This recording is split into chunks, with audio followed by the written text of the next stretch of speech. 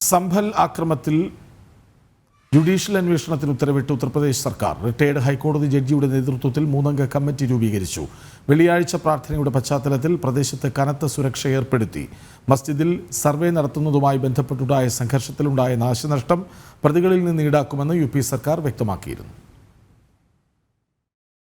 ഉത്തർപ്രദേശിൽ സംഭലിൽ തർക്കം നിലനിൽക്കുന്ന ഷാഹി ജമാ മസ്ജിദിൽ സർവേ നടത്താനെത്തിയവരെ ആക്രമിച്ചതും തുടർന്നുണ്ടായ സംഘർഷത്തിലും സർക്കാർ ജുഡീഷ്യൽ അന്വേഷണത്തിന് ഉത്തരവിട്ടു. റിട്ടയർഡ് ഹൈക്കോടതി ജഡ്ജി ദേവേന്ദ്രകുമാർ അറോറയുടെ നേതൃത്വത്തിലുള്ള 3-അംഗ സമിതിക്കാണ് അന്വേഷണ ചുമതല.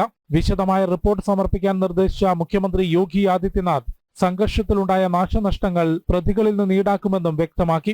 സംഭലിൽ ഹരിഹർ ക്ഷേത്രത്തിന് മുകളിലാണ് മുഗൾ കാലഘട്ടത്തിൽ നിർമ്മിച്ച ജമാ മസ്ജിദ് നിലനിൽക്കുന്നതെന്നും ആരാധനാവകാശം നൽകണമെന്നും ആവശ്യപ്പെട്ട് ഹിന്ദു സമൂഹത്തിന്റെ ഹർജി ജില്ലാ കോടതിക്ക് മുൻപിലുണ്ട്. ഈ കേസിൽ കോടതി ഉത്തരവ് പ്രകാരം സർവേ നടത്താനെത്തിയ ഉദ്യോഗസ്ഥരെയും പോലീസിനെയുമാണ് മസ്ജിദിന് സമീപം ആക്രമിച്ചത്. തുടർന്നുണ്ടായ സംഘർഷത്തിലും വെടിവെപ്പിലും 5 പേർ കൊല്ലപ്പെട്ടു, നിരവധി പേർക്ക് പരിക്കേറ്റു, കടകൾ തീവെച്ച് നശിപ്പിച്ചു. കേസിൽ 30-ലധികം പേരെ ഇതുവരെ അറസ്റ്റ് ചെയ്തു. നിലവിൽ സ്ഥിതി ശാന്തമാണെങ്കിലും നിരോധനാജ്ഞ നിലനിൽക്കുന്നുണ്ട്. പ്രദേശത്ത് പോലീസ് ഫ്ലാഗ് മാർച്ച് നടത്തി. ജനം, ഡൽഹി.